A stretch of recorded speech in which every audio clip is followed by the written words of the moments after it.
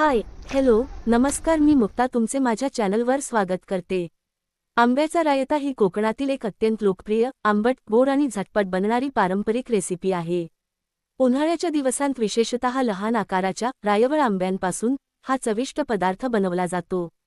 भारतीय पाकशास्त्रात प्राचीन काळापासून दह्यामध्ये वेगवेगळ्या भाज्या, फळे आणि मोहरीची पूड घालून पाचक पदार्थ बनवण्याची परंपरा आहे.